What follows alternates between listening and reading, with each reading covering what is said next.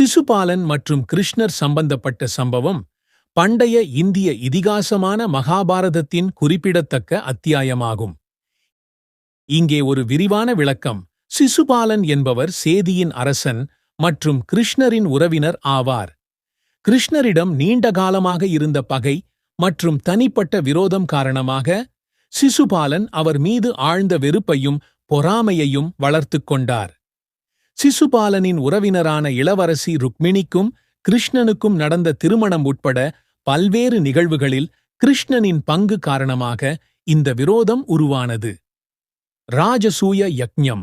ராஜசூய யாகம் என்பது அரசர்கள் தங்கள் இறையாண்மை மற்றும் மேலாதிக்கத்தை நிலைநிறுத்துவதற்காக நிகழ்த்தப்பட்ட புனிதமான ஒரு பெரிய வேத சடங்கு ஆகும்.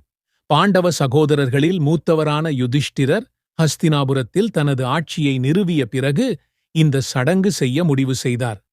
அந்த ராஜசூய யாகத்தின்போது சிசுபாலன் உட்பட பல அரசர்களும் பிரபுக்களும் உடனிருந்தனர்.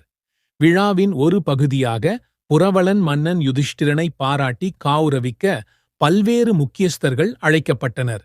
இருப்பினும் கிருஷ்ணர் மீது அவருக்கு இருந்த ஆழமான வெறுப்பின் காரணமாக சிசுபாலன் இந்த வாய்ப்பை பயன்படுத்தி கிருஷ்ணரை வெளிப்படையாக அவமானப்படுத்தத் தொடங்கினார். அவர் கிருஷ்ணரின் பரம்பரை, குணாதிசயம் மற்றும் செயல்களை விமர்சித்தார். தனிப்பட்ட அவமானங்களையும் குற்றச்சாட்டுகளையும் வீசினார். கிருஷ்ணரின் வாக்கு.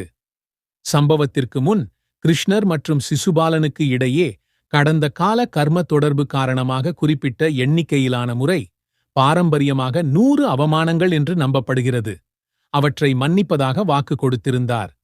சிசுபாலன் இந்த எல்லையை தாண்டும் வரை அமைதியாக இருக்க கிருஷ்ணர் தீர்மானித்தார். ரிதி அவமானம்.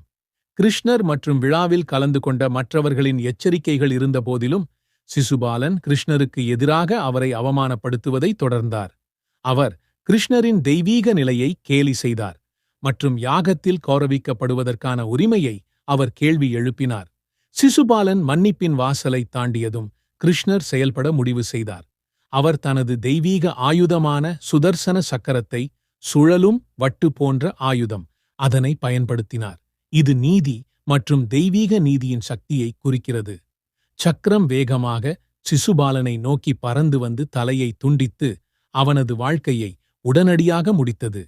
இந்த சம்பவம் பல காரணங்களுக்காக இந்து புராணங்களிலும் மகாபாரதத்திலும் குறிப்பிடத்தக்கது. இது நீதியின் பாதுகாவலராக கிருஷ்ணரின் பங்கையும், தேவைப்படும்போது நீதியை நிலைநாட்ட அவர் தயாராக இருப்பதையும் நிரூபிக்கிறது. இது ஒருவரின் செயல்களின் விளைவுகளை விளக்குகிறது. குறிப்பாக ஆழ்ந்த வெறுப்பையும் பொறாமையையும் அடைவதன் விளைவுகளை விளக்குகிறது. ஒட்டுமொத்தமாக சிசுபாலன் மற்றும் கிருஷ்ணர் சம்பந்தப்பட்ட சம்பவம் மகாபாரதத்தில் உள்ள ஒரு மிக முக்கியமான கதையாகும்.